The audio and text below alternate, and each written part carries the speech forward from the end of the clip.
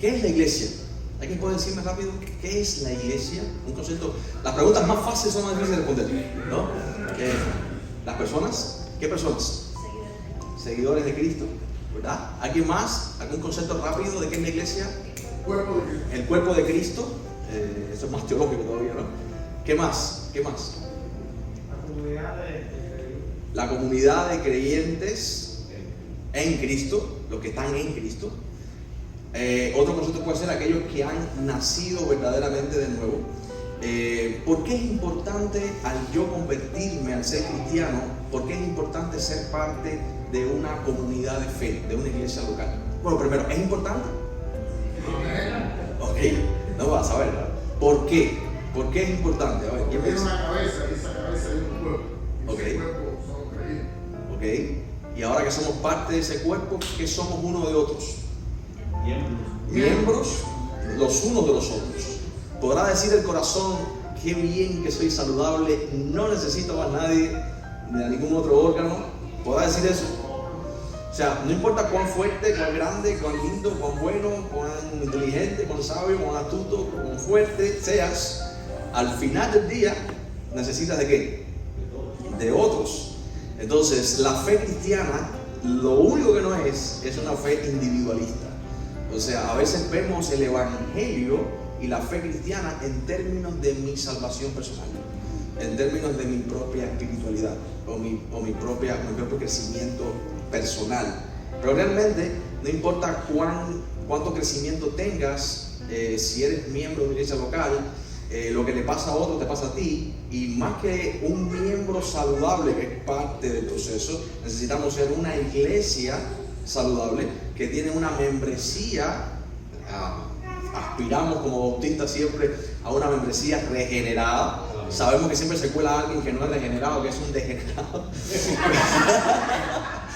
Pero bueno, recuerda a Pablo, o sea, eso nadie diga, a nosotros nos va a pasar eso. Bueno, a Pablo dice en Timoteo, Demas me ha desamparado, amando a este mundo. Así que había alguien en el equipo ministerial de Pablo que a la larga demostró no ser tan creyente como decía que era, y desamparó a Pablo. Dice Pablo, amando a este mundo. Así que, bueno, como pastores y como iglesia anhelamos una membresía de nacidos de nuevo, pero siempre puede pasar que haya alguien que está visitando, que está recibiendo el mensaje, pero no se ha convertido aún de verdad de corazón. Y esos miembros necesitan, como un cuerpo, crecer juntos. No el pastor, no los líderes, sino que toda la membresía necesita crecer junta para la gloria de Dios, en una espiritualidad bíblica madura, verdadera, ¿no? Entonces, esta es la iglesia. La iglesia es la comunidad del pacto, es el pueblo de Dios, los que han nacido de nuevo, los que han puesto su confianza y fe y se han arrepentido de sus pecados, han puesto su confianza y fe en Jesucristo, aquellos que el Espíritu ha alcanzado, como le dijo Jesús a Nicodemo, si quieres ser parte del reino, Juan capítulo 3, tienes que nacer de nuevo. Y Nicodemo dijo, wow, incluso es una broma, dice Nicodemo, ¿puede acaso un viejo volver al vientre de su madre a nacer de nuevo? ¿Qué estás hablando, Jesús? Yo sé que has venido de Dios como profeta, nadie puede hacer las cosas que tú haces si Dios no está con él, pero yo soy Nicodemo, yo soy judío, yo soy el reino de Dios. En la mente de un judío, él era el reino. Y Jesús le dice, como Moisés levantó la serpiente en el desierto, todo aquel que mire al Hijo, ¿verdad?, será salvo, porque de tal manera, en un versículo muy conocido, ¿verdad?, en Juan 3:16, lo que le está diciendo Jesús a Nicodemo es, tú también has sido mordido por la serpiente. Toda la raza humana, no importa si eres judío o eres griego, no importa quién seas, tú necesitas nacer de nuevo, y el Espíritu es el que hace eso. Entonces la iglesia es ese pueblo de Dios, aquellos que han nacido de nuevo, que han sido regenerados por el Espíritu Santo, que han puesto su fe y sus ojos han sido abiertos a la verdad y ahora confían en Jesucristo como su Señor y Salvador. Así que la iglesia es más que un grupo de personas que se reúnen con un fin común o con un pensamiento común. Por eso puede ser un club social. La iglesia no es un edificio, aunque ahora se reúnen en este edificio. Ustedes siguen siendo la iglesia mañana o dentro de 2 horas cuando no estén aquí.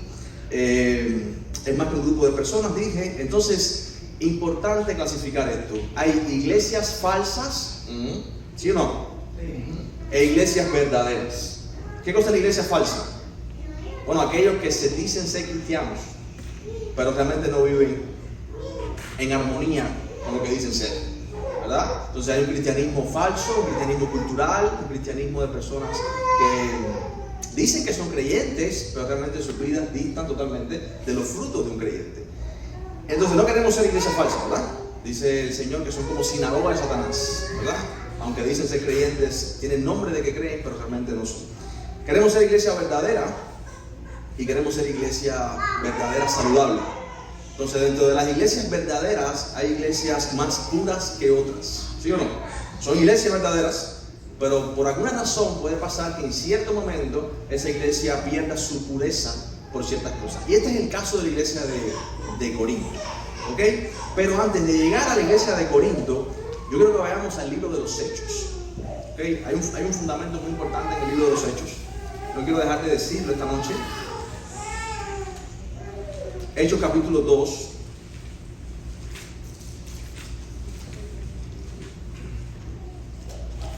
Y ya a los 46 años es necesario sacar un instrumento para poder ver. Estaba en Juan, pensé que estaba en Hechos. Hechos capítulo 2. Pedro estaba dando su primer discurso en Hechos capítulo 2. Saca a colación la profecía de Joel en el verso 16. Cita el Salmo 16 en el versículo 25, el 89. Y quiero ir al Salmo 110. En el Salmo 110, en el versículo 34, Pedro cita el Salmo 110. Este es su sermón en Pentecostés, el primer sermón y discurso de Pedro. En el versículo 34 dice: porque David no subió a los cielos, pero él mismo dice: dijo el Señor a mi Señor, siéntate a mi diestra hasta que ponga a tus enemigos por estrado de tus pies. Y Pedro hace una pausa, me imagino, y dice: sepa pues ciertísimamente toda la casa de Israel que a este Jesús, o sea, está diciendo que David, estaba hablando de quién, de Cristo. ¿Cuál es la promesa? En 2 de Samuel 7, que un hombre del linaje de David se sentaría en el trono de Dios, en el trono de David, que es básicamente el reino de Dios, los redimidos del pueblo de Dios, la casa de Dios, se sentaría a gobernar ahí para siempre. Y Pedro dice entonces, conectando a Joel, a los Salmos, ese Salmo 110, dice: a este Jesús, a quien vosotros crucificaste, Dios le ha hecho Señor y Cristo. Dice que al oír esto, los que estaban escuchando, que estaban ahí en Pentecostés, dice que se apretaron, se compungieron de corazón y dijeron a Pedro: ¿qué haremos? ¿Qué haremos? Y dice Pedro: arrepiéntanse y bautícese cada uno de vosotros en el nombre de Jesucristo para perdón de los pecados y recibiréis el don del Espíritu Santo. Porque para vosotros es la promesa, y para vuestros hijos, y para todos los que están lejos, gracias a Dios por eso, llegó a Cuba también y aquí a Miami, para cuantos el Señor nuestro Dios, ¿qué? Llamare. Ok, entonces, quiero llegar al versículo 41, dice, fueron bautizados, ¿cuántas personas? 3,000 personas, aquí los contó, y perseveraban, verso 42, en la doctrina de los apóstoles, en la comunión unos con otros, en el partimiento del pan y en las oraciones. Y esta es una imagen de lo que es la iglesia del primer siglo, o la iglesia primitiva. Y la pregunta es: ¿en qué perseveraban ellos? Según el verso 42. ¿En qué perseveraban? ¿Perseveraban en qué? ¿Qué es la doctrina de los apóstoles? Entonces, una iglesia saludable tiene una marca importante, y es que esa iglesia se edifica ¿sobre qué fundamento? Sobre el fundamento de la palabra de Dios. Eso es vital, porque muchas iglesias no se están edificando sobre la palabra de Cristo, sino que se están edificando sobre el carisma de un hombre, sobre la personalidad de un hombre, sobre un ministerio específico, sobre ayudar a los pobres, que es importante hacerlo, ¿verdad? Es importante a los pastores, y el carisma y la personalidad de los pastores es importante, pero el fundamento sobre el cual se edifica la iglesia de Cristo es la palabra misma, porque una iglesia saludable no refleja la imagen del mundo, ni de ningún hombre de este mundo, sino que refleja la imagen de Cristo.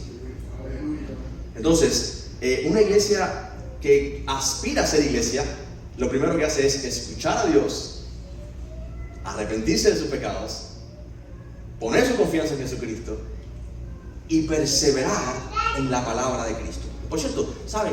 La doctrina de los apóstoles no es una nueva doctrina. La doctrina de los apóstoles es el Antiguo Testamento, en este momento, es el Antiguo Testamento interpretado ahora a la luz de la vida, la muerte y la resurrección de Cristo. O sea, ellos ahora están diciendo, el libro de Amós hablaba del tabernáculo caído de David que se iba a restaurar al final del tiempo. ¡Wow! Ese es Cristo.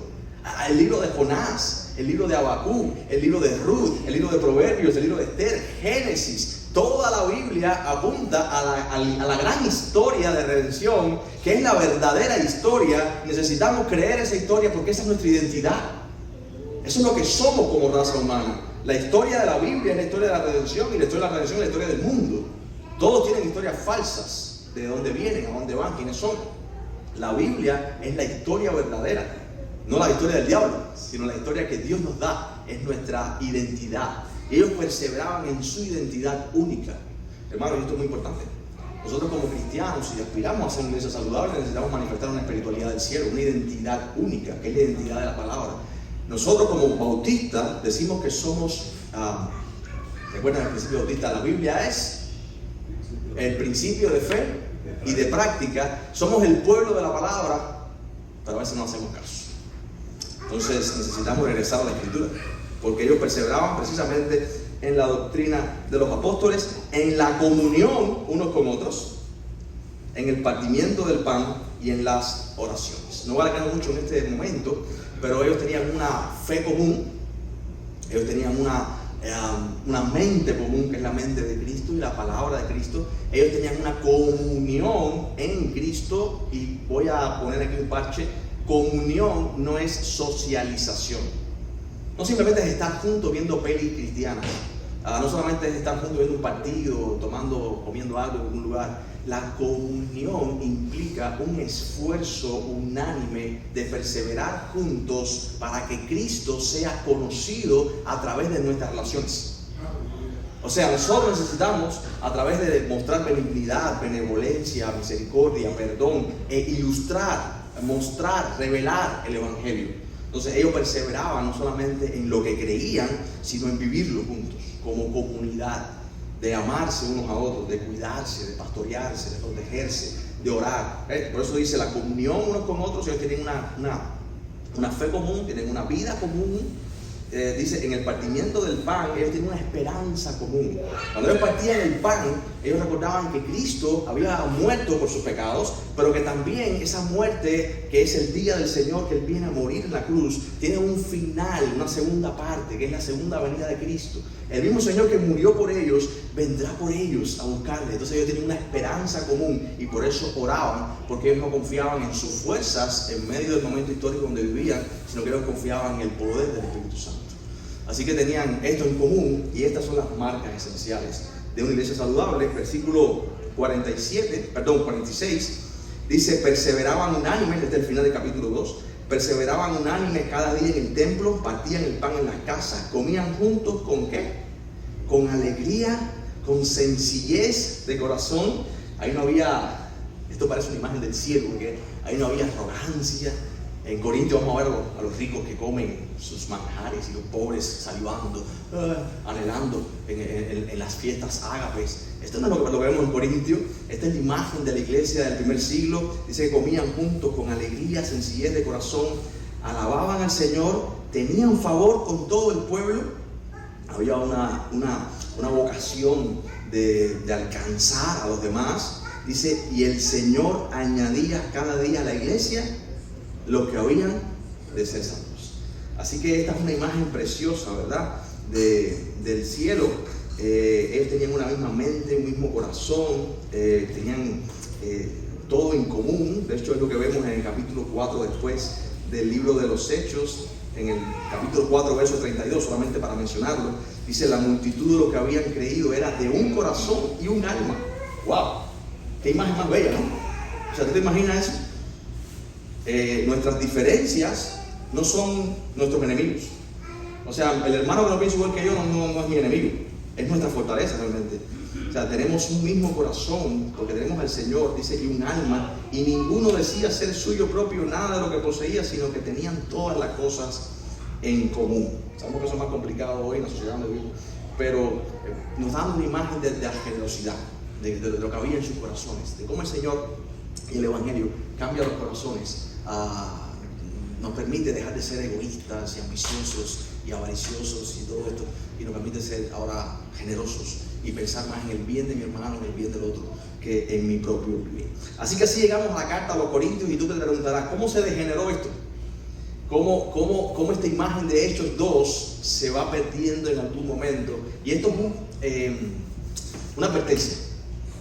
No importa cuán saludables seamos ahora, no sé en qué momento ustedes están ahora como iglesia, a lo mejor están en ese momento de Pentecostés, en ese momento fundacional de que la gloria de Dios, de hecho el domingo cuando predica Darwin casi ni se ven ustedes porque hay una nube, una niebla que entra al templo y wow, y se tiran a orar y están todos, y se aman y se bendicen.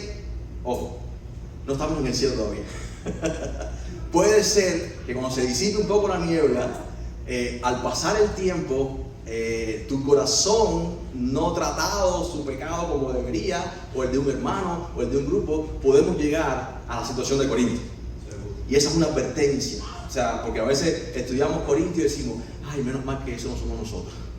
Ese es el mal ejemplo, ese es como el malo de la película. Nadie quiere ser el malo de la película, pero la verdad es que todos somos el malo de la película. En la realidad, en la historia bíblica, el Señor es el bueno, nosotros somos malos por causa del pecado, ¿verdad? Así que tenemos que tratar con nuestro pecado, porque hay un residuo de contaminación en nosotros, el aguijón en la carne.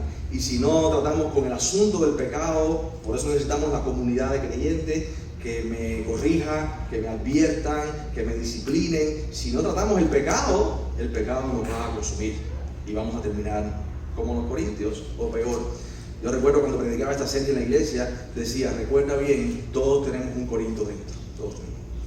O sea, nadie se piense que está inmune a las tentaciones y al poder del pecado que aún habita en nosotros. Así que bueno, así llegamos a la carta a los Corintios.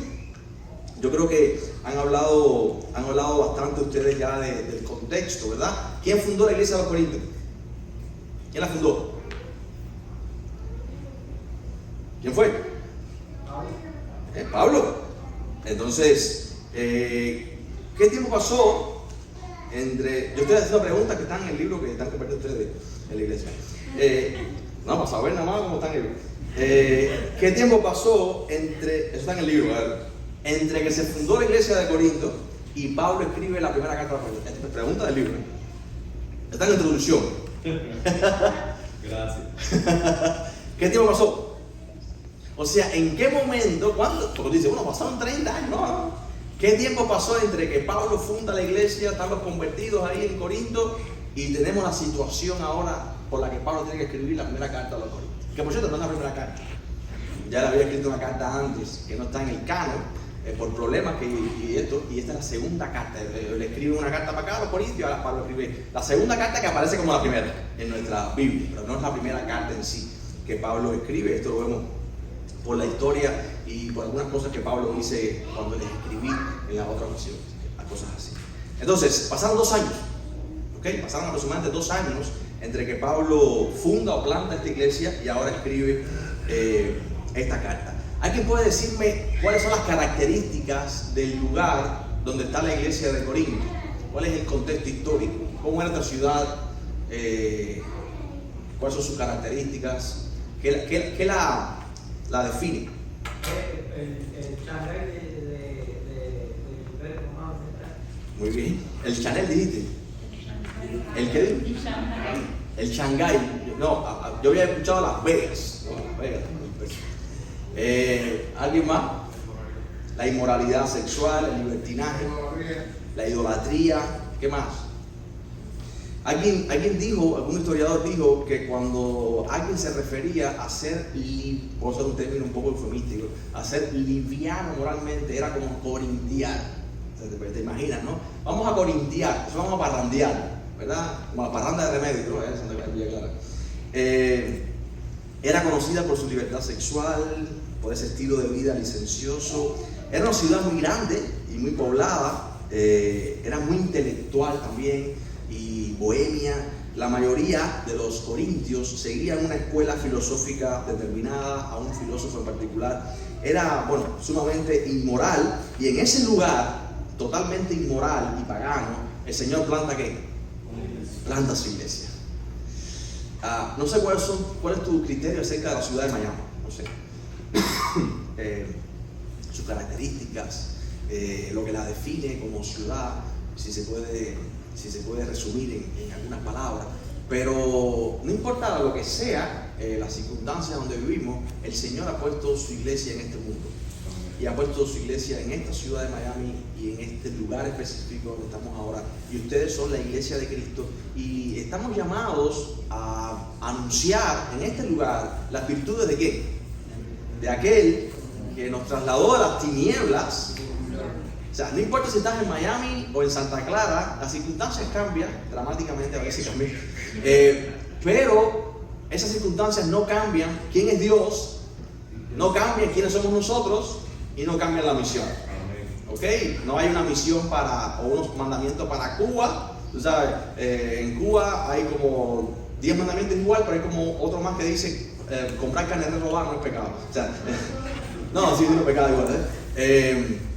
Entonces, tenemos el mismo Dios, tenemos la misma misión, y no importa dónde estamos llamados a mostrar la luz de Cristo a este mundo. ¿Qué ha pasado con la iglesia de Corinto en su misión? ¿Qué ha pasado? En el capítulo 1, vamos un momentico, Pablo recibe noticias nuevamente, no alentadoras, de la iglesia de Corinto. Los miembros no estaban viviendo a la altura de su llamamiento, y entonces recibe noticias de una familia de la iglesia, posiblemente que son los de Cloé, que habían divisiones dentro de la iglesia. Fíjense el capítulo 1 de Corintios. Pablo dice en el versículo 10: les ruego, hermanos, por el nombre de nuestro Señor Jesucristo, que hablen todo ¿qué? Una misma cosa, que no haya entre vosotros divisiones, sino que estén perfectamente unidos en una misma mente y en un mismo parecer. Y este es el llamado que tiene la iglesia hoy también. Dice: he sido informado acerca de vosotros, hermanos míos, por los de Cloé, que hay entre vosotros contiendas. Quiero decir que cada uno de vosotros dice: yo soy de Pablo, y yo de Apolos, y yo de Cefas, y yo de Cristo. Y Pablo dice: ¿acaso está dividido Cristo? ¿Fue crucificado Pablo por vosotros? ¿Fueron bautizados en el nombre de Pablo? ¿Qué estaba pasando?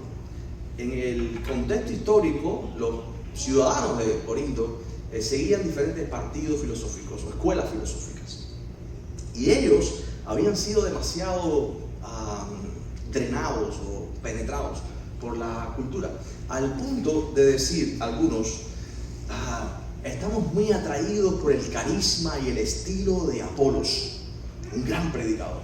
¿Saben? Pablo es el gran apóstol Pablo, y no era un gran predicador. ¿Sabían eso, no? Él mismo lo dice, que era hosco al hablar.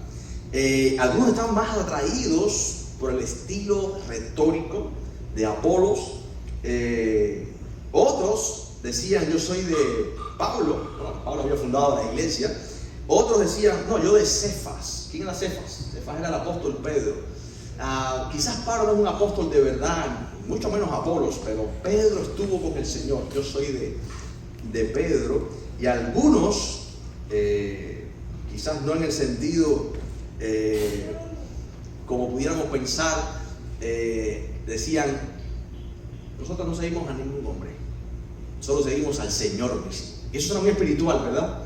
Es como: yo soy de Cristo. O sea, no sé si has escuchado a esa gente que dice: yo no sigo a ningún hombre, yo no me congrego en ninguna iglesia local, yo soy de la iglesia universal y Cristo es mi pastor. Suena muy espiritual aparentemente, pero es muy peligroso. porque Cristo ha levantado hombres, según Efesios 4, para que como apóstoles, profetas, evangelistas, pastores y maestros edifiquen la iglesia conforme a su palabra. Así que el ministerio de los pastores es dado por Cristo mismo, y estos hombres son delegados de Cristo para edificar la iglesia, dice Pablo en Efesios 4, para perfeccionar a los santos para la obra del ministerio. Así que estos hombres habían perdido, la gente de Corinto había perdido realmente el norte y ahora estaban divididos. ¿Te imaginas? Yo me imagino esa iglesia, los que eran de Apolo por aquí, los que eran de Pablo por allá, los que eran de Corinto. ¿Te imaginas predicar ese domingo ahí? Era muy difícil, ¿no? Había que tener mucho cuidado. ¿Qué caracterizaba, qué es lo que se está expresando en esa división de la iglesia? ¿Qué se está expresando ahí? ¿Qué debilidad del carácter se está expresando ahí? ¿Qué ustedes creen? ¿Qué característica, qué debilidad se está haciendo palpable en los corintios? Ellos eran humildes, ellos eran maduros espiritualmente. ¿Qué característica se está expresando? El orgullo, ¿verdad? Había arrogancia. ¿Tú te imaginas a los que decían somos de Pedro con los que son de Apolos? Estaban entre ellos que somos cristianos de clase alta. Habían como clase. Yo recuerdo una vez haber ido a Santiago de Cuba y habían bancos en la iglesia, espero que nunca lo pongas aquí, hermano David, que tenían el nombre de familias. Familia Sánchez Montero, familia no sé cosa, no sé cosa. Habían familias que habían donado parte de su patrimonio para hacer la iglesia, y esa gente llegaban el domingo y todo el mundo hacía una reverencia, se sentaban. Es triste, ¿verdad? Cristo nos ha comprado con su sangre.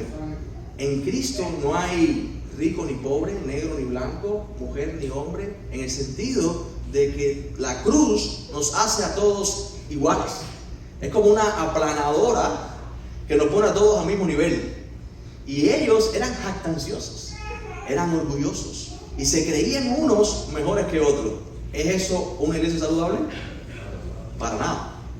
Entonces, recuerden esto: el rasgo más importante que deben cultivar si aspiran a ser una iglesia saludable es ser humildes. Tratar a los otros como superiores a ustedes mismos. Aquí no hay nadie mejor que otro. Ningún creyente es mejor que otro.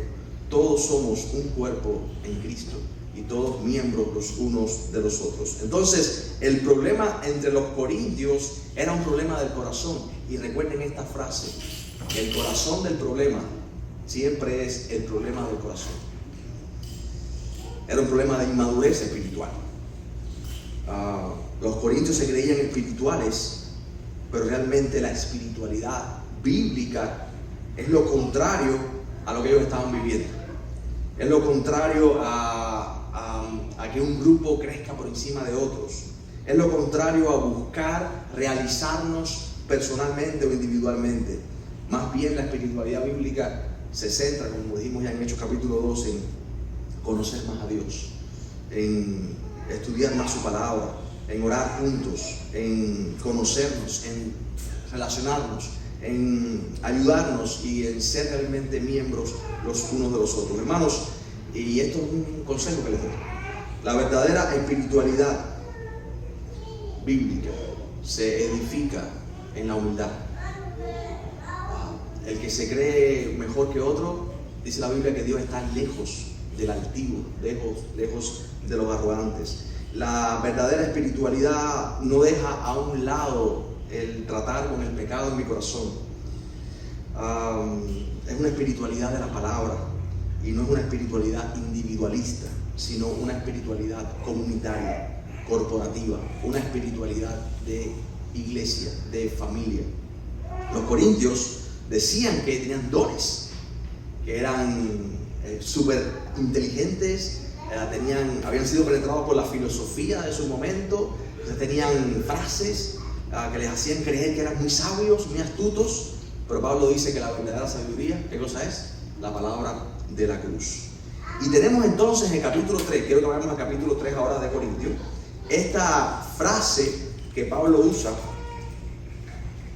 en el capítulo 3, esta calificación. Pablo les llama niños en Cristo. Dice el versículo 1 del capítulo 3: de manera que yo, hermanos, no pude hablarles como a espirituales, y ellos se creían que eran espirituales, sino como a carnales, como a niños en Cristo. Entonces, tenemos esta calificación. En el capítulo 2, Pablo habla del hombre natural, en el versículo 14, y del hombre espiritual, ¿verdad? El hombre natural, ¿quién es? El no creyente. ¿Quién es el hombre espiritual para Pablo? El creyente, el que ha nacido de nuevo. Ahora, en el medio de eso, Pablo pone esta tercera categoría, que es niños en Cristo. O sea, ellos son cristianos, pero no son maduros, no son espirituales, maduramente hablando, ¿no? Ellos no han crecido como deberían crecer. Y el problema, porque todos nacemos de nuevo en algún momento, todos nos convertimos en cristianos, el problema es que ellos han permanecido en esta condición de inmadurez demasiado tiempo. El Señor nos ha llamado a crecer, a madurar, a desarrollar los sentidos y los músculos espirituales, la nueva vida en Cristo, la mente de Cristo, desarrollarla, aplicar la sabiduría de Cristo a nuestra vida diaria, pero ellos han permanecido en una condición de inmadurez, viviendo como carnales, siendo cristianos. O sea, habiendo nacido de nuevo, Pablo le llama en el capítulo 1 santos, ellos son cristianos, ellos han nacido de nuevo. Pablo estuvo ahí con ellos en su conversión, ahora están viviendo como si no fueran cristianos, están siendo guiados por sus sentidos, por su inteligencia y no por el Espíritu Santo. Entonces Pablo dice, tengo que hablarles como a niños, ustedes han nacido de nuevo, pero su división, herirse unos a otros, jactarse, da evidencia de que ustedes realmente son inmaduros. Yo les pregunto, ¿cuántos han leído el capítulo 13 de la carta a los Corintios? El capítulo 13, un capítulo muy conocido. ¿De qué habla? Habla del amor, ¿verdad? Pablo dice que si tuviera toda la fe, de tal manera que trasladase los montes, si tuviera toda sabiduría y no tiene amor, ¿qué cosa es? Como metal que resuena y címbalo que retiñe, ¿no? ¿Puedo poner esto aquí? No, mejor no. Entonces, ahora, ¿de qué habla en verdad el capítulo 13? Si tú te fijas en el capítulo 13, Pablo va a usar los calificativos que ya él ha empleado muchas veces en la carta, como jactancioso, envanecidos, así le dice él a los corintios. Y va a decir en el capítulo 13 que el amor no se envanece, el amor no es jactancioso, el amor no hace nada indebido. Entonces, de lo que Pablo está hablando en el capítulo 13 es que la marca de la verdadera espiritualidad no es tener muchos dones, como el capítulo 12, no es hablar en lenguas, como el capítulo 14, la huella visible, la marca que podemos mostrar, el fruto que podemos mostrar de que verdaderamente somos maduros en el amor. Entonces los corintios eran todo excepto lo que dice 1 Corintios 13, y por eso no están mostrando una madurez espiritual. Ahora vamos a seguir leyendo en el capítulo 3. Dice en el versículo 2: os di a beber leche y no vianda, porque aún no eran capaces ni son capaces todavía, porque aún sois carnales, o sea, inmaduros. Pues habiendo entre vosotros ¿qué? Celos, contiendas, disensiones, ¿no sois carnales y andan como hombres? Porque diciendo el uno, yo ciertamente soy de Pablo, y el otro, yo soy de Apolos, ¿no sois carnales? Y Pablo dice en el versículo 5, ¿qué pues es Pablo? ¿Y qué es Apolos? Servidores por medio de los cuales ustedes han creído, y esto según lo que a cada uno concedió el Señor. Yo planté, dice Pablo, él plantó la iglesia. Apolos vino después y siguió predicando, y él regó. Pero el crecimiento, ¿quién lo ha dado? Dios. ¿Se dan cuenta, mis hermanos?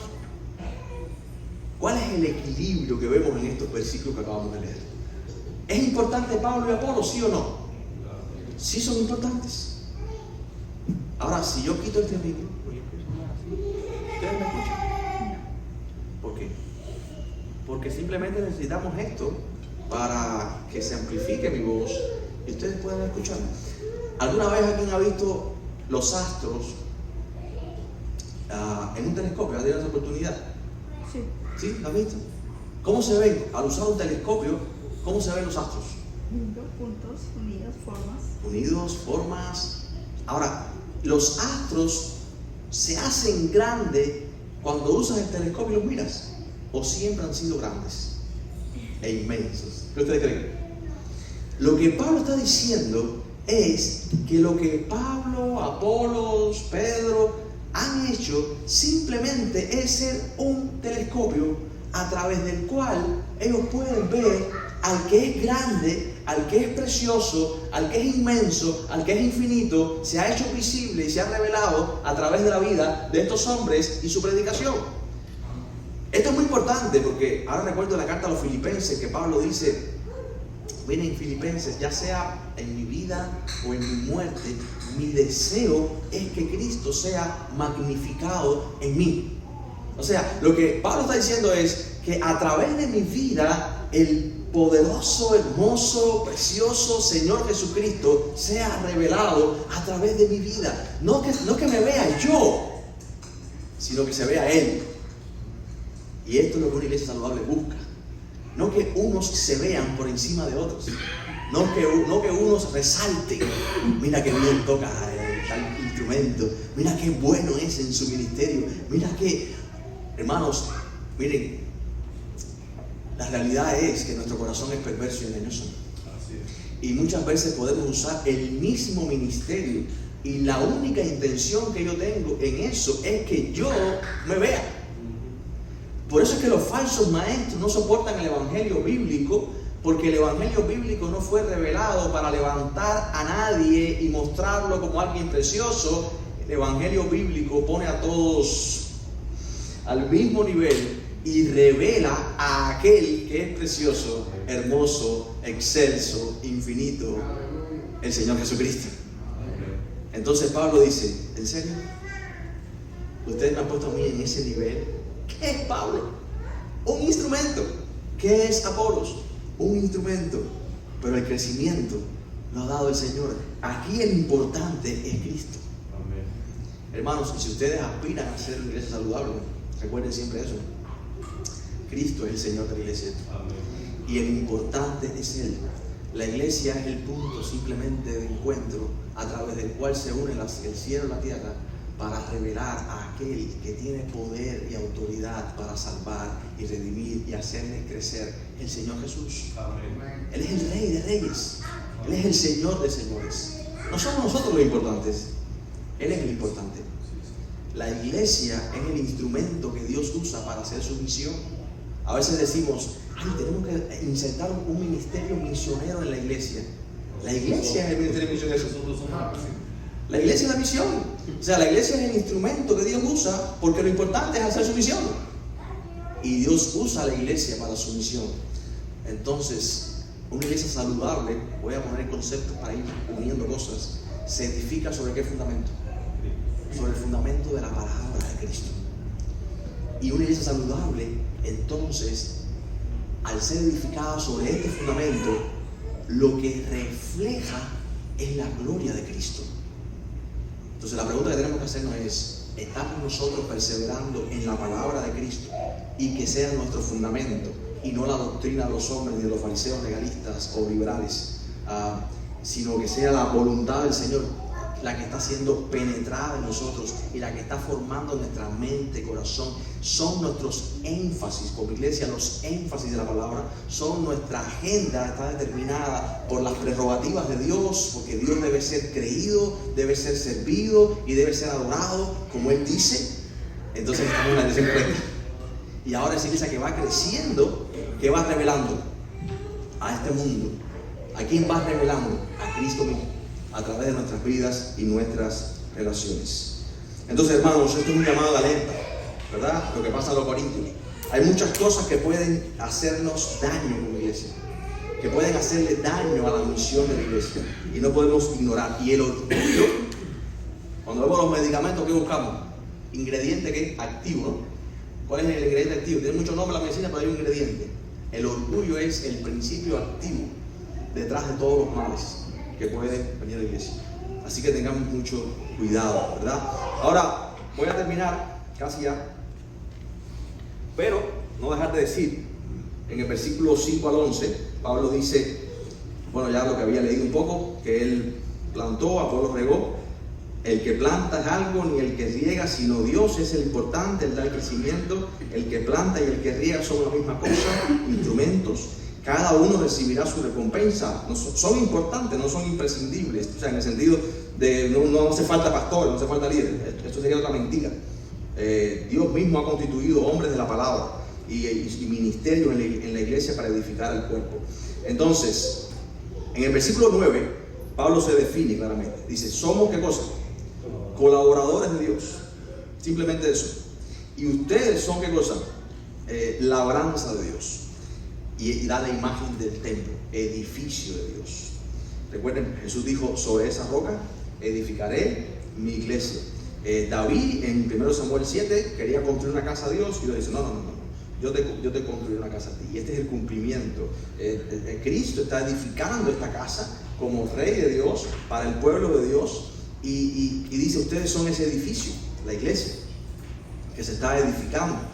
Dice Pablo, como perito arquitecto, según la gracia que Dios me dio, puso el fundamento, que es la palabra de Cristo. Otro edifica encima, no puedes cambiar el fundamento. Cuidado con cambiar el fundamento apostólico, la palabra que fue dada a los apóstoles. Cada uno mire, dice Pablo, esta es la advertencia, cómo sobreedifican. Versículo 11, porque nadie puede poner otro fundamento que el que está puesto, el cual es ¿quién?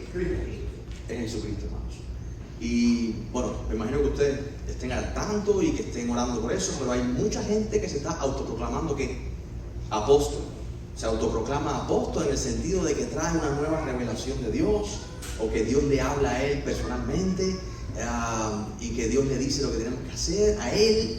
Hermanos, dice, mire cada cual cómo sobreedifica. Los pastores no están para poner el fundamento. Ya el fundamento lo pusieron los apóstoles. Simplemente nosotros edificamos sobre ese fundamento, predicando que el mismo evangelio de siempre, el mismo y único evangelio, el evangelio de Cristo. Nadie puede poner otro fundamento que el que está puesto. Y entonces la advertencia es, si sobre este fundamento alguno edificare oro, plata, piedras preciosas, madera, heno, hojarasca, la obra de cada uno será manifiesta, porque el día la va a declarar, pues por el fuego será revelada, y la obra de cada uno, cual sea, el fuego la probará. Si permaneciere la obra de alguno, verso 14, recibirá recompensa. Si la obra de alguno se quemare, dice Pablo, él sufrirá pérdida, si bien él mismo será salvo, aunque así como por fuego. O sea, van a ver algunos en la iglesia que incluso ostentan grandes ministerios, y a la luz del reino, delante de Dios, lo que están haciendo es nada.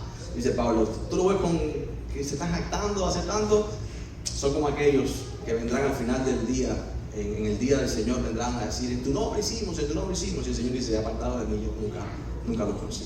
Entonces, versículo 16, y esto es lo que quiero cerrar. ¿No saben que sois templo de Dios y que el Espíritu de Dios mora en vosotros? Cuidado, si alguno destruyera el templo de Dios, Dios lo destruirá a él, porque el templo de Dios, el cual sois vosotros, es santo. Así que, hermanos, necesitamos edificar sobre el fundamento correcto, conforme a la gracia de Dios. Cada cual es responsable. Esta idea es importante. Cada uno de ustedes, como miembros de esta iglesia, son responsables de lo que esta iglesia es hoy y de lo que esta iglesia será en el futuro. Ustedes son responsables de la iglesia que van a legarles a los que vienen después. ¿Qué le van a entregar? ¿Qué batón le van a entregar? Nadie puede poner otro fundamento que el que está puesto, y cada uno debe velar cómo está edificando, porque ustedes somos la iglesia, el templo de Dios. Así que cualquier intento por destruir esta sagrada construcción con falsa doctrina o con un comportamiento pagano, inevitablemente conducirá al castigo de Dios. Es lo que está diciendo aquí Pablo. Y esta advertencia es central para el argumento de la epístola y si queremos ser una iglesia saludable.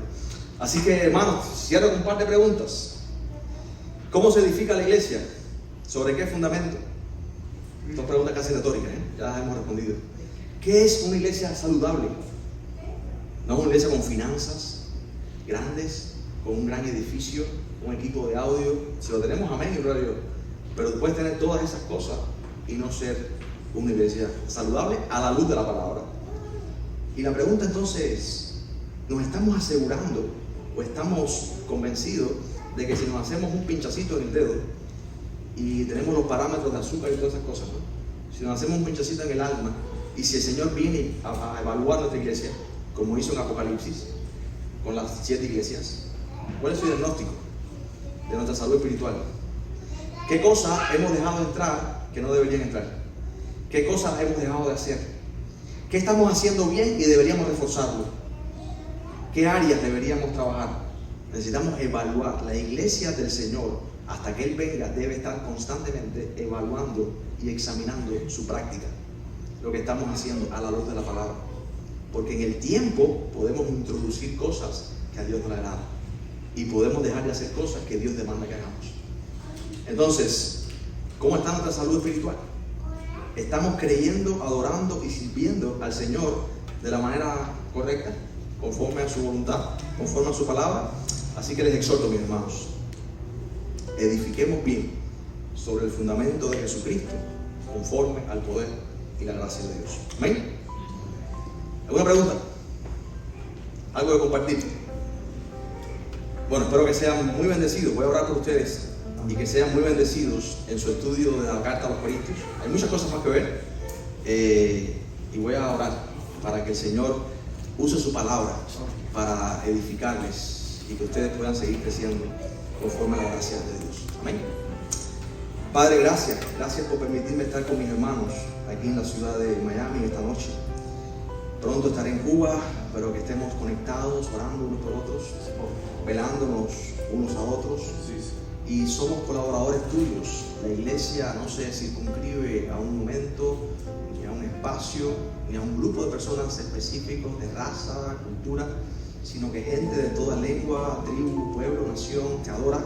Y tú estás recogiendo a tu pueblo, todo aquel que cree en ti y pone su esperanza y confianza en ti. Señor, nace de nuevo, es tu pueblo y ahora somos tus hijos, una comunidad especial, tu pueblo, tu familia. Señor, ayúdanos como iglesia a estar juntos y que cada iglesia local pueda también tener, además de esta salud en sí misma, una red de colaboración con otras iglesias que puedan orar unos por otros, edificarse, ayudarse. Señor, te tenemos a ti que eres un gran Dios y tenemos una gran familia que es tu pueblo y podemos contar con ella.